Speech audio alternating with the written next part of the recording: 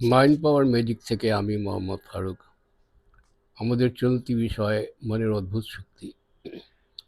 অবচেতন মনের শক্তি কথাই এখানে বলা হয়েছে।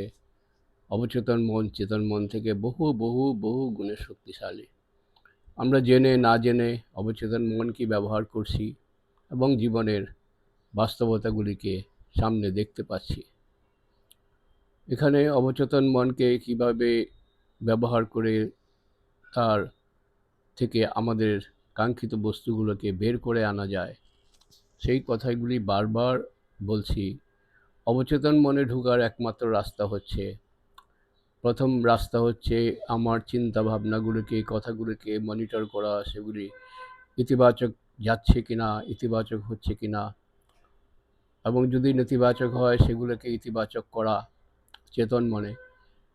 আরেকটি বিষয় বারবার বলি, সেটা হচ্ছে অটো সাজেশন, কেউ বলে অ্যাফার্মেশন, বাংলায় বলে স্বশাসন, স্বপরামর্শ। স্বশাসনও বলা যায়। স্বশাসন হচ্ছে চেতন অবস্থায় যেই কথাগুলি আমি নেতিবাচক কথাগুলি বলছি সেগুলোকে রিপেয়ার করা, সেগুলো থেকে ফিরে আসা।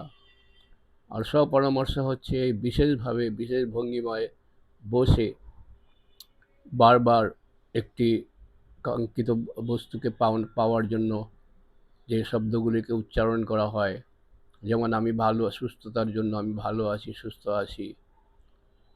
তারপরে কাঙ্ক্ষিত বস্তু ঠিক করে মনে মনে এটাকে বারবার উচ্চারণ করে অবচেতন মনের গভীরে বসিয়ে দেওয়া। অবচেতন মনের কাজ হচ্ছে সেইগুলিকে গ্রহণ করে একটা সারাংশ তৈরি করা এবং বাস্তব জীবনে সেটাকে বের করে নিয়ে আসা। আপনারা অনেকেই জেনে থাকবেন, মানুষ যদি মন প্রাণ দিয়ে কিছু চায় সেটাকে সে বাস্তবায়ন করতে পারে। একটি বিখ্যাত ছবির ডায়ালগের মধ্যে এমন বলা আছে, কেউ যদি মন প্রাণ থেকে কোনো বস্তুকে আকাঙ্ক্ষা করে, সমস্ত বিশ্ব ব্রহ্মাণ্ড তাকে সেটি পাইয়ে দেওয়ার জন্য উঠে পড়ে লেগে যায়। ব্যাপারটা আসলেই তাই।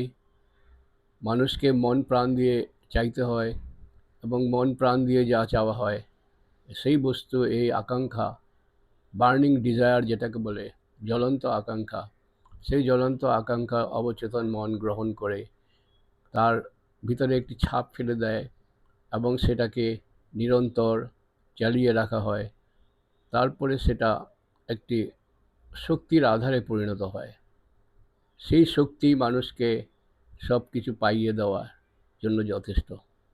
এই জন্য অবচেতন মনের ব্যবহারের কৌশলগুলিকে খুব ভালো করে শিখতে হবে, জানতে হবে, বুঝতে হবে, এবং বুঝে সেইগুলিকে কাজে লাগিয়ে মানুষের জীবনকে আমূল পরিবর্তন করে ফেলতে পারে। অনেকেই নিজের অজান্তেই এটা করছেন আর নাম দিচ্ছেন মিরাকল। আসলে মিরাকল ঘটানোর শক্তি অবচেতন মনের মধ্যে বিদ্যমান।